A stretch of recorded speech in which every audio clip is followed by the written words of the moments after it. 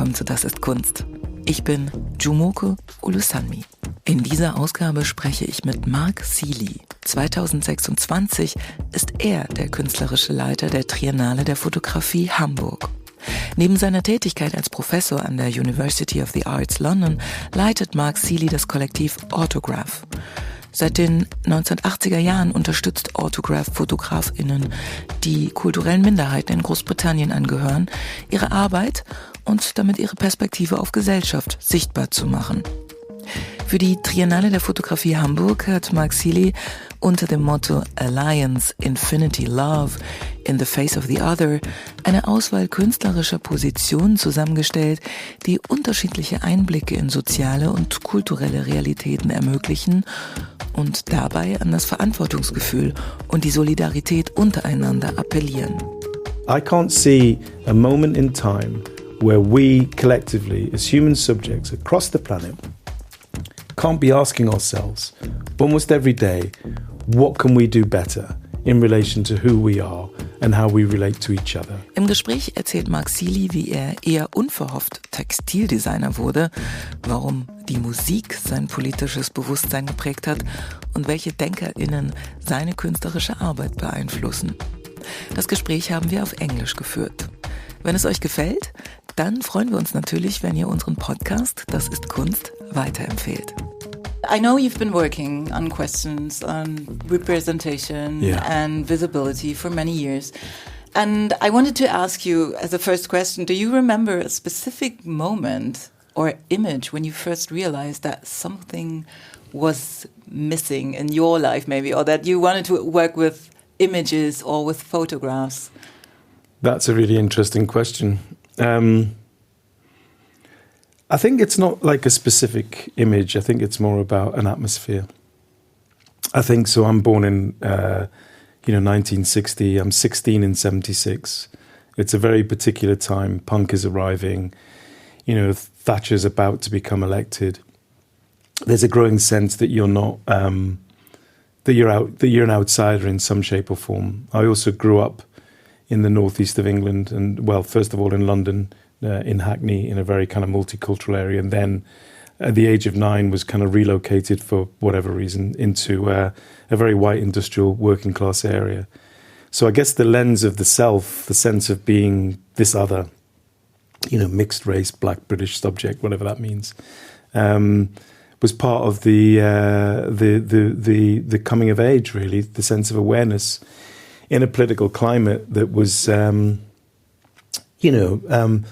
that sense of ridicule or racism or, this was my world, this was the atmosphere that I was, breathing. And I think the visual side of that, through the caricatures on TV, through watching, ridiculous films that were historicizing or savage or making the black subject, savage or othered or beyond human. So it's not one moment, it's about growing up in a place, really, and thinking about the macro in terms of cinema, and then thinking about where does one sit within that, knowing full well that there's a lens on you rather than me seeing something.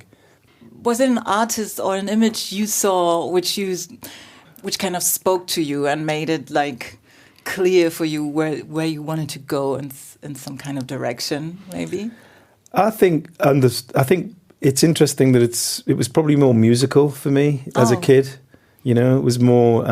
what kind of music? Well, I mean, understanding the impact of, say, someone like Bob Marley was like, imagine 12, 13, 14 years old and, seeing musicians on the TV, people like, and radical stuff, bands like Steel Pulse, who are my age, right, performing radical lyrics, I kind of, and then on the other side of that kind of that transgressive space through people like David Bowie, and there's a sense of just growing up in that in a world that is kind of colliding, a kind of kaleidoscopic sense, moving between both spaces, both black and white, and I think that kind of dual heritage thing is. It has its kind of wonderful complexities, and at the same time, often you're pulled into spaces and places that you maybe do or don't understand or instinctively want to move towards. So, you know, as a young kid, I'm not walking around galleries. I'm not, you know, I'm reading newspapers maybe. I'm seeing headlines. I'm watching the news. I'm watching, at that time, in the UK, there's, you know, live footage from Vietnam. There's the, you know, Palestinian Liberation Organization. There's, you know, Beirut conflict. There's Iran. There's all. It's really interesting because the resonance is here. It's still living in this unfinished conversation, as my colleague and mentor Stuart Hall would say.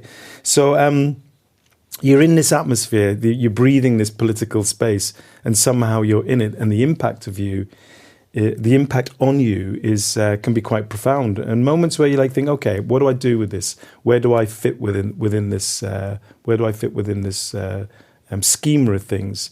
So I don't come from a family of shipyard workers, so there's no way into there because this is a unionized space where fathers, sons, brothers, uncles, families work in space. Mm-hmm. I'm leaving school at the age of 16 because it's an education system that's completely flawed. I take a couple of years out working as a labourer, understanding what it means to be young and finding work. And then there's a reset moment at about the age of 18 where you think, I actually need to go to school, instinctively need to get back into education. Mm-hmm. I need to think this stuff through. And, you know, through one or two really brilliant art school teachers, literally, they say, you can do this. And it's like, you think I can? Yeah, you can do it. So lucky paths, really. I mean, I'm talking A-level, which is undergraduate, and then something called foundation course where you do this rotation of things. Yeah. And then I move into, you know, thinking that actually some way there's a route to university here. And maybe, just maybe, art school could be the place where I carry on thinking. That's interesting that you thought of thinking in art school. So what was your medium when you entered? What was the idea? I was quite combative as a young guy, and I had an argument with a fine art tutor over his behaviour, which I'm quite proud of in retrospect. And then I was told by this. Sorry, I'm laughing. I was told by this guy that there's no way you're going to do fine art, not on my watch, because I called him out for, I think, quite obviously, you know, bad behaviour on students, women students in particular. So I had to make a course correction, and it's all about people and time and places. And I did a degree in textiles at Goldsmiths. Ah, okay. So, which was great. Wow. So through textiles, it meant that I was at Goldsmiths in London in the 80s, and an incredibly vibrant cohort of lecturers, people like Surat Maharaj, people like Glenn Baxter. It was like the heights of Mary Kelly, amazing artists. And somehow I was in dialogue with these people in a canteen, you know, talking about the world and what could be, being taught, which was brilliant. Through textile. Through doing this degree in textiles, which actually sailed very close to fine art. And it was through textiles that I started printing, fine art, you know, screen printing. Yeah. It's through screen printing that I'm beginning to take photographs and then begin to look at what images can do.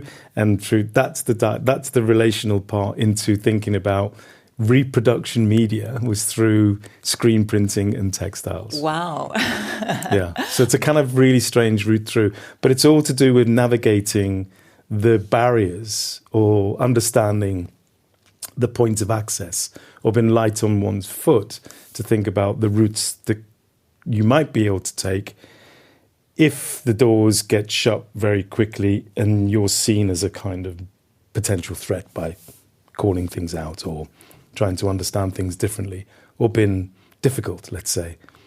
Well, would you say that you kept being difficult? Yeah, I mean, I am. Yeah, I mean, I think that's part of the journey, really. I pause on that because it's not about being difficult. It's about, what's the word? It's about trying to have a different conversation.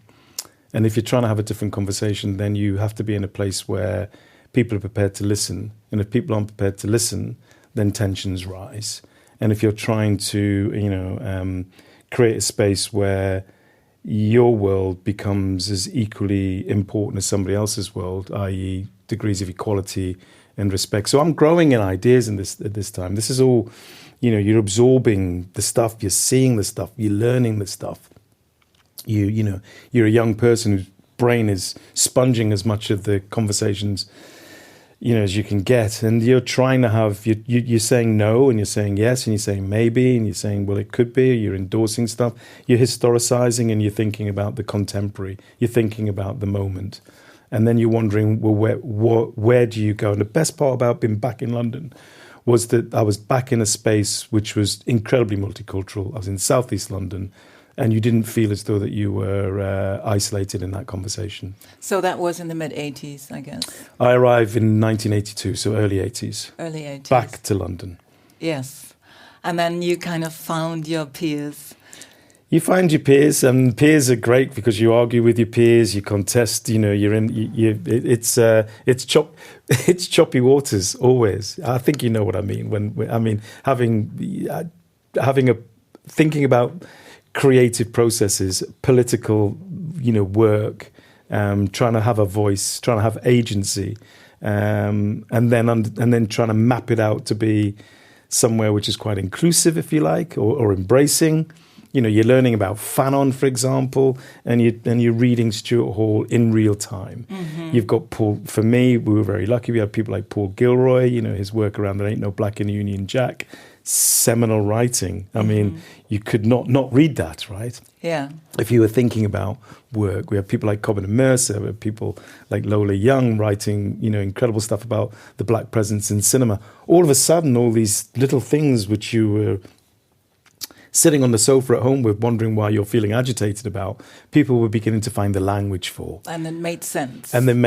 And communication studies and sociology and class and race and gender and, power and Gramsci and, Marxism. These are all like, how do you absorb all of that?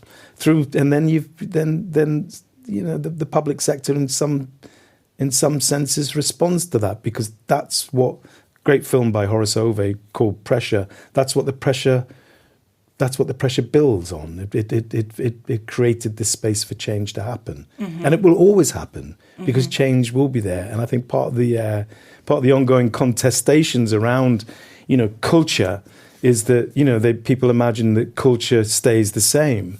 They want it to be the same, but it never is going to be the same. And unless you're open to understanding that that's what culture is, it's a fluid thing, then you're always going to feel disappointed or feel as though something's been taken away from you. So you just mentioned like a row of intellectual fathers and mothers. Sorry, I didn't mean to do that. No, that's fine.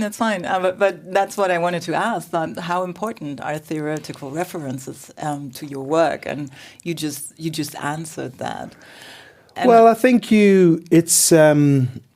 I think the best theoretical work is the kind of writing that anybody can really get their head around. I think the problem sometimes with the academy is language. And I think one of the reasons why someone like Professor Stuart Hall, writing in the 70s, 80s, 90s, and the prolific output that he had, it often in collaboration with people, was with that, you also, right? Absolutely. I mean, I worked with Stuart. I don't really like talking about those, but we worked together for a very long time, nearly 2 decades through just sharing time and talking and thinking. How did you through meet? Things. I think in those days you could go to a conference, you could wait in line somehow, somewhere. You could be in a bar, maybe at the ICA. There was a conference, I think, at the ICA around Black identity. Stuart was speaking and was prolific. And in those days you could say, love to talk to you more. And people were generous and say, happy to do that. And if you were telephone numbers were given, and in those days people picked it up and a conversation would begin. Mm-hmm. People were somehow, mobility was different and people were just much more accessible. I mean, Stuart was an academic. He was used to talking to young people all day long. He's a long-established educator and incredibly generous around his time in those spaces. So if a kid turns up and says, hey, I'd love to talk to you, and they feel as the conversation is potential, then of course. And then, of course, Stuart became the chairperson of Autograph in 1991. He did launch it in 1988 at the Photographers Gallery. So there was a sense of like we were going to be working together anyway, because I needed Stuart's kind of leverage, if anything, his sense of presence, his advocacy, his ambassadorial work, his way of building community. So at that time, you were a young photographer. No, I was never. I was making my own art using probably multimedia stuff, whether it's fabrics, textiles, embroidery, prints, sculptural things, moving more and more towards photography. But I've never called myself a photographer. Oh, okay, interesting. Never, no. I mean, I come from I curated my first show in 1995. Somehow I managed to find some way of getting some money from the state. Somehow I found some way of organizing the artists and putting them on the wall. Somehow I found a way of, the invite card, the space, the place, and the time. So there was a kind of hands-on DIY curatorial journey and begin to understand how to unlock the public sector funding resources. That's an art in itself. Yeah, I can imagine. That's a big vocation. So somehow from the DIY perspective, you found yourself at the Triennale in Hamburg. Yeah, I mean, 35 years later? Yeah, 35 years later. Takes time, right? Well, but maybe looking backwards, it all makes sense, no? It all pays into what you've done before. Would you say that? Yeah, I mean, things take time, I mean, the culture game is very slow. I mean, I think one of the things that being a bit older teaches you is that things do actually take time. There are people that get elevated into positions of authority really, really quickly, and maybe that's a good thing, and sometimes maybe it's not such a good thing. I think the journey to Hamburg, let's say, has been difficult. It's been a lot of work from building buildings to creating shows around the world, to having conversations as far afield as places like Bangladesh, South Africa, Mali, Australia, wherever. It's been a long conversation, a long dialogue, and I think that's okay, because personally I think if you're going to be working on something as important as this within the city, it's a triennale. It's every 3 years. It's a moment of engagement and investment across the city and wider European conversations. So I think we need to be in a place where there's a degree of confidence with what we're trying to say. What is the challenge for you to being an artistic director of this big exhibition, which takes place at so many different spaces? Do you know what? I think challenge is maybe the wrong word. It's always, there's logistical challenges. Of course there is. They're always there. We can talk about funding. We can talk about places and spaces. But what once the will is there, once the kind of sense of community is there, so the key is building that sense of community, and then you build that sense of trust. How do you build that? I think by being quite open and being quite straight and trying to have a conversation that enables people to feel as though that they're empowered at whatever level. And listening. Look, I come into Hamburg. I'm working through, 2 or 3 specific lenses, conduits, let's call them, pathways to do things, and trusting that people want to work with you. And I think overall, collectively, you have an artistic director, let's put it this way, and it's a great privilege, but then you can't direct anything unless you've got a really good band. So it's like, if you're going to be a conductor, you really do rely on your solo players, but at the same time, you want to make sure that that the orchestra is working together. Mm-hmm. And I think that's about how you message and how you are in the space. I've never really been someone that wants to play the kind of hierarchical, I'm a great curator, listen to me, everybody, I'm going to stand on the box. It's never been about that for me. And in many ways, I resist that. That feels so old-fashioned, so hierarchical, so not what an inclusive... I guess cultural offer is about. If it's all about, people walk, I'm going to say something really awful, but if it's about people walking around in Prada, pretending that they're really important because they happen to be quite wealthy and have had certain privileges in life, that's not the place that I particularly want to, identify with. But if it's a place as a curator that says you have a responsibility, that responsibility means that, you're in a very, diverse, complicated city like Hamburg, with its histories, with its spaces, with its different communities, then I would say what you can try and do in that moment is be as generous as you possibly can with the ideas and with the artists that you want to bring into the table, into that space. There will be things which people don't understand. There will be things which people identify with, which they get, which they love, which they want to celebrate. There will be things which people simply don't like. And I ask people really in that moment, through this, especially through the main exhibition at the Deichtorhallen, is to go into spaces, is to look at work, to look at, what people are producing and saying from the various different cultural and political and historical locations, and ask yourself just to be open to that space for a short while.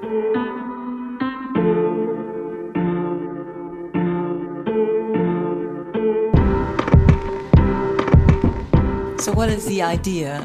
I mean, the Triennale has a title. It does. And it was really interesting because when I read that, I'm kind of brainwashed right now by Octavia Butler. Mm-hmm. And I was like, this is something I could apply to the Parable series I just read. Mm-hmm. And I thought, so what is your idea? I mean, I had this maybe it's not Octavia Butler, but what is it, what people can expect? Or no, maybe what is the idea? And then we can talk about what people see. People will always expect, hopefully, the unexpected, and that's why you go into the place of curiosity, which is what I think a cultural centre or a museum or a gallery should be, a kind of place of, like learning, I think, whatever level, capital L learning and small L learning. So I think if I look back at what I think on a personal journey is the things that have been on my mind up front and centre have been ideas of alliance. Because when you think about race, rights and representational politics, it's like, what forms of alliance can you make? If we don't have alliances, then we're caught in silos. We're simply in our lane. It's like a highway where some people can drive really fast because they're in a very privileged lane. Some people can drive very, moderately fast because they're in another space. And some people are just held back because they're never able to move across. Mm-hmm. So a simple act of alliance is like, letting somebody through, allowing them to happen, allowing them to have a healthy life, allowing you to value what they're about. And I think on a micro level, I'm asking people to think about what they can do on a daily basis to, to understand and acknowledge our own humanity. On a wider political level, I'm thinking politically, state to state, place to place, understanding to understanding, culture to culture. Be open to that place in terms of where we might go collectively as nation, as nation states. How receptive are we? What kind of borders do we want? Physical borders, psychological borders. Where is the fluidity in that? Mm-hmm. Why do we need to the questions of alliance are about just either through forms of what are termed as soft power. It's like breaking that. Not that it's a term that I feel particularly comfortable with, but it's breaking away all of those fears that are in place often when you're moving through spaces. So alliance for me is about fluidity and then moving to a place of understanding and acceptance. Mm-hmm. Infinity. Infinity is great because I don't like referencing overly scholarly work, but Emmanuel Levinas helps me understand infinity. He's a scholar that's been thinking post World War II about our relationship to each other. So infinity is very simple. It's about this is where the Octavia Butler part might come in. It's about the infinite possibilities of humankind to become better than what we are, and to understand that responsibility.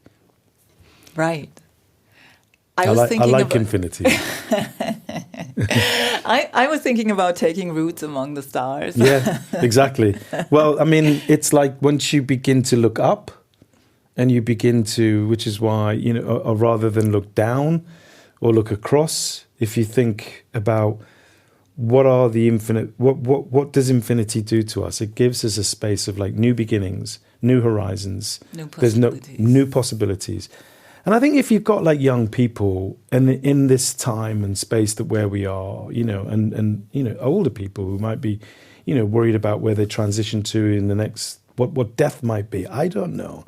But if you start thinking about, you know, keeping the possibilities of, you know, of hope alive, if you like, of we can do better, I think we should always, I can't see a moment in time where we collectively, as human subjects across the planet, can't be asking ourselves almost every day, what can we do better in relation to who we are and how we relate to each other? What can we do better? And I think if you put that on the table, then I think you're in a really interesting place of feeling as though you have a civic responsibility to recognize your role in society, not to stay within a toxic place of kind of hate and othering, but to turn around and say, I will try and get you. I will try and understand you. I will, you know, make sure I get your back. I have your back. I am in a place where I can, I'm not keen on the word, but I can care for you in that sense, right? That we are, and this is a two-way street. So I'm with you and you're with me. And we're equally responsible for each other. And that's where the Levinas part comes into it, because it's all about understanding that moment of recognition where I see you first and foremost, not as an other, but as a human subject that I must embrace and take care. Because if I don't do that, and history has taught us that, and that's why Levinas is so important, is that we're doomed. I will simply be able, and probably most likely, not see you. And if I don't see you properly and fully, then you're likely to be destroyed. Mm-hmm. So that's where the love comes in. Then there is love. It all leads to love. It all leads to love. Well, it's not love in a kind of, as I've said before, you know, many times, it's not to do with kind of Valentine's Day, flowers and roses and chocolate. It's about love as a political act. It's about understanding the power of that, what that actually means to walk in a world and think, actually, you know, I'm prepared now to open myself up and say that if we don't work through the lens of love, then the other side of that is again a road to disaster. It's about hate, and love is kind of like we've introduced bell hooks into this place now. So it is about both within a familial place, the family, the relational place, the people that we might fall in love with, our role again in society in that space is learning to kind of love those that might not be as fortunate as ourselves in that moment, and to build a different form of love, working backwards, that gives us an infinite possibility to change, that then helps us to build alliances, that build structures where people can feel as though they belong, not because they have a passport, but they belong because we're in relationships to each other all the time. So it's a very personal question, because I read that the theme is also connected to the song Nature Boy. Correct. Which was very famous 1948. In 1948 by Nat King Cole. And I grew up with the music from Nat King Cole because my father is a big Nat King Cole fan. Oh, wow, okay. And I discovered in my mid-20s that I can almost sing every Nat there King you Cole. go. I didn't know that because That's when amazing. I moved out, I was like, I never listened back to Nat King Cole. But then when I hear a song, it's like, oh yeah, I know that song. And it was funny that I said, oh, that reminds me very much of my father. Yeah. So well, that's nice. What role does Nat King Cole play in your life, maybe, or in I relation think with that topic? A bit like you, there's a kind of unconscious presence of these kind of songs which you're drawn to, Nat King Cole, Nina Simone, things that are just in the background of your life, right? I mean, you know, the music, maybe my father was playing it, maybe not. He was actually a big country and western fan, believe it or not. He loved Jim Reeves and very popular in the Caribbean, actually, which people don't really know. And there is also like a connection between reggae and country. That is not so far away. But if you tell some people, they're like, no, there's not. There's a great, reggae and country and soul and Hendrix, and the jazz side of it. There's the differences are not that far apart. The rhythms are not too far apart. So, people like Nat King Cole and, the Edna Bears connection there and the Nature Boy song. I actually probably first joined the Nature Boy kind of appreciation society through George Benson's work. He did a version of it. And then it's like, well, where does this come from? Songs by, it's a Nat King Cole song. And this version of, so I probably went through a contemporary and then back to a historical and then fell in love with the poetics of what Cole was offering, and then realizing when the song was, because one of my key areas of interest is, of course, human rights. So it's 1948. It's the year of which so many things happened.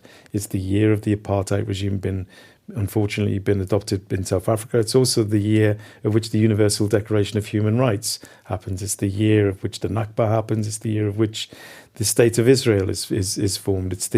There's so many kind of key moments around 48 as a moment of world change. It's the year of the Berlin blockade. The Cold War becomes really part of it's freezing. The world is trying to offer these moments of Declaration of Human Rights. At the same time, it's separating, it's polarizing, it's an east-west thing. And in the middle of that, there's Edna Bears, a prototype hippie, and an African-American blues jazz singer, wonderful baritone voice.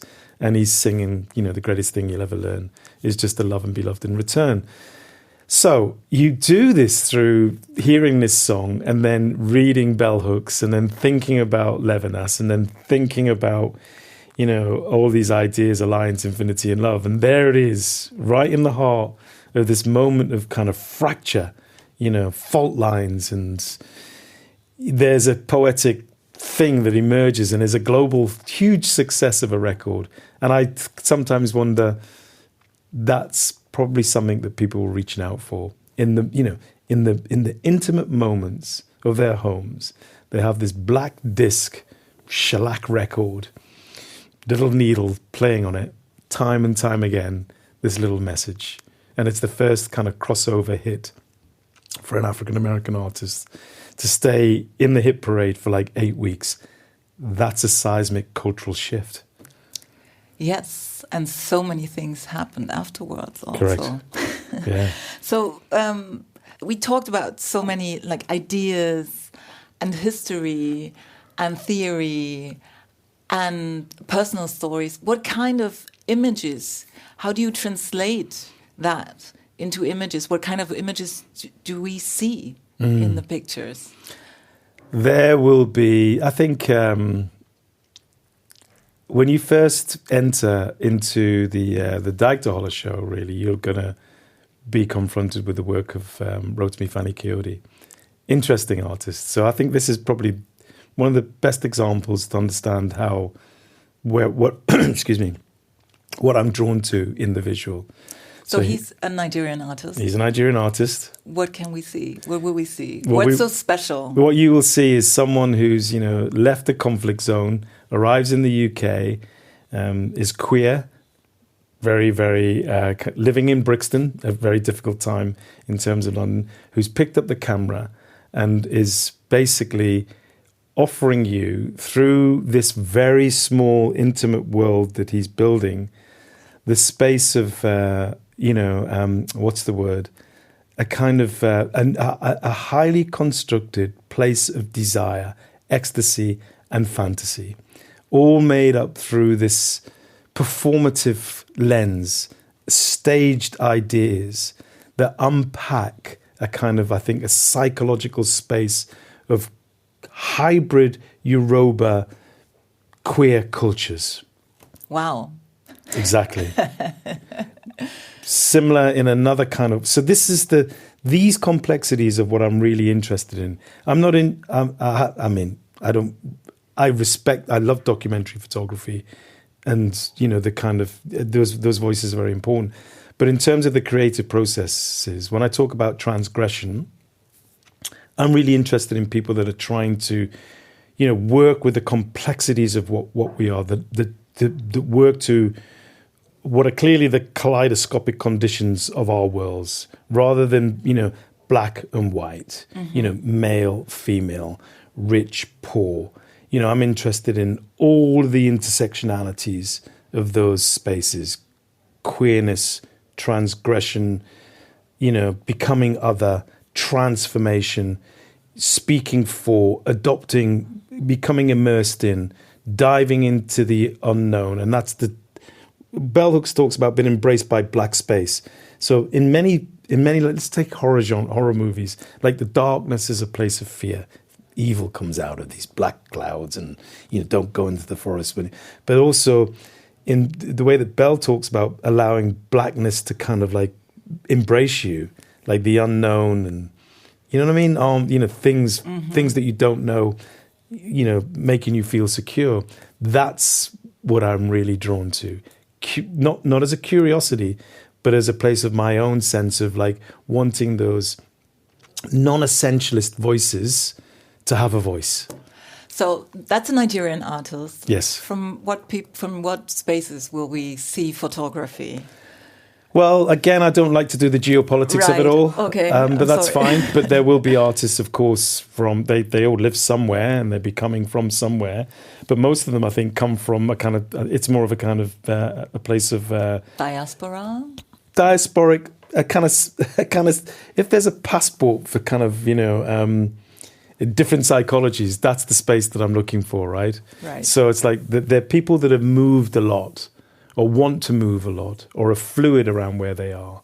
So when we talk about Derek Lynch and Matthew Thorne, there's a kind of collaboration between an indigenous queer, performer and a Eurocentric based, Greek artist who come together in Australia and create this landscape of understanding about country, land, identity, history, oral histories, and somehow, produce a film that helps us understand Derek's journey more, right? So it's that kind of conversation that I'm interested in. Mario Cravanetto, his father was a celebrated architect of Italian extraction, but he becomes a Yoruba priest in Brazil as a white European impacted by the kind of global slave trade, if you like, and Yoruba influences and African cultures, and he becomes a priest of, Candomblé in that moment, right? He's immersed. Why?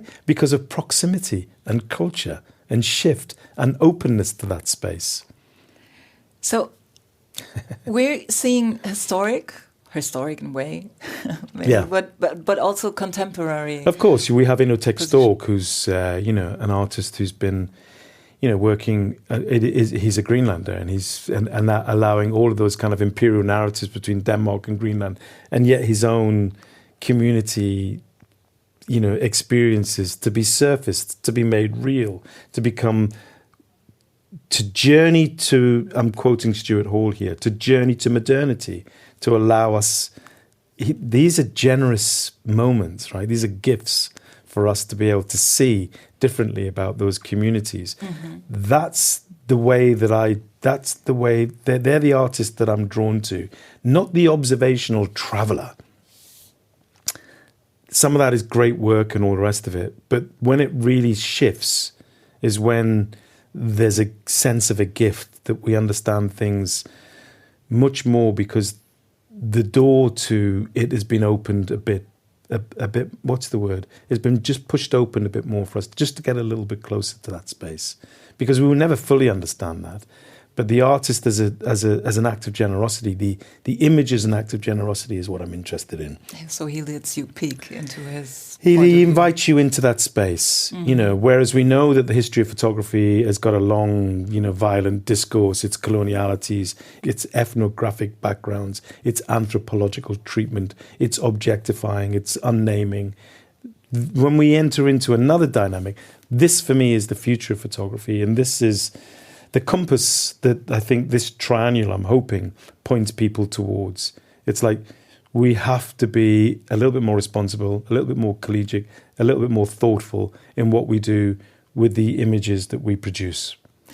So can you leave the audience alone with these images, or is there some kind of educational program you are also considering to kind of explain or guide or make people aware of specific differences? Yeah, well, I mean, there's obviously within the we have various partners, like 8-9 museums around the Triennale. There's programs of discussion. There's Frankie Raffles, if you like, at the Museum of Work, her work around her photography around women's rights in the 70s and 80s, through her practice around misogyny and violence.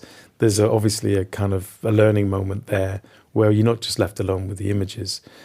So the answer to that is yes and no. I mean, I think for some people, what I think is interesting when we encounter, music, images, cultures that we don't really understand is sometimes, like when you look into a bright light and you close your eyes and there's an afterburn, it's the afterburn that really, like, the impression that you want to leave on folk. And then hopefully they go to those lines of inquiry, either consciously, deliberately, or unconsciously. And I think part of what you offer through a curatorial encounter is, yes, there's the learning, there's the conversation, there's, you and I in conversation, and maybe you can tune in, agree or disagree, hate it, love it, hopefully not hate it if they're listening. Then it's like, where do you go to find more? Mm-hmm. What can I share across the coffee table with what I've seen and shared? What kind of learning happens? Now we're in an infinite place of learning and engagement, if you like. There's the real, there's the unreal, there's the false, there's the kind of digital universe, which is conflicting and working against some of these ideas, working for them. It's really a case of which way can you go and which way will you allow yourself to go. Speaking of Hamburg, yes, because that takes place, and you're from London. I read in an interview that you said that Hamburg is also, quite a homogeneous place, or that you feel like being in a museum is very, you have a certain set of people going there. And that's not unique to Hamburg, I have to say.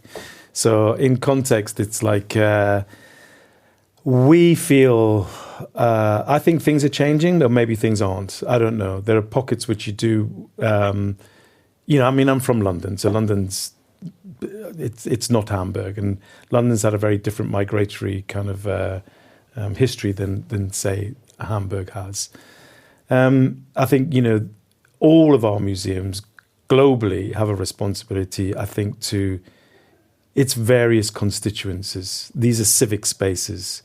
And I think all of the citizens need to feel as though that they're represented in those spaces. And do you have an idea of how to talk to this audiences, this potential audiences here in Hamburg? Well, it's the same issue that we've had with the work that I do at Autograph. It's about acts of generosity. You have to begin the conversation. How you begin that conversation is through invitation. And those invitations can't be just a one-off.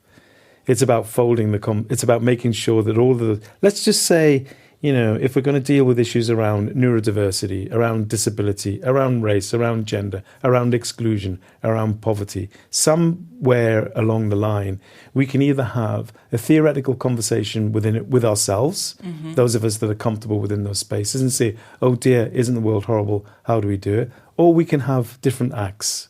We can turn around and say, maybe 6:30 at night, if you want to talk about a program around childcare. I mean, 6:30 at night is probably when people are feeding their children, putting their children to bed. So why would you have a private view for an exhibition at 6:30 at night, right? Why don't you just change the timeline? Why don't you make it at 4:30 at night when people can maybe come along and bring their children after school and come to that space? And why don't you make a kind of affordable food offer in that space so that people might think, oh, my kid's hungry, I can at least get something affordable. There's lots of ways of engaging, and these are what I would call kind of small acts of generosity which change the way that we act as kind of cultural institutions. So if you imagine someone leaving the Triennale, carrying just one image or one thought with them, what would you hope for? Would that be? That the greatest thing that they could ever learn is just to love and be loved in return. That sense of feeling that they can embrace, that they should not be. I would like people, in all honesty, to walk away from the work that we do and feel, you know what, I can make change happen. It would be nice for them to feel empowered. So it's not empowered in a way that we feel as though they need to put their fist in the air and start screaming. It's empowered in a deeply personal way to feel confident that they can be who they want to be, that they can become the best possible version of themselves. Thank you very much, Mark. You're welcome.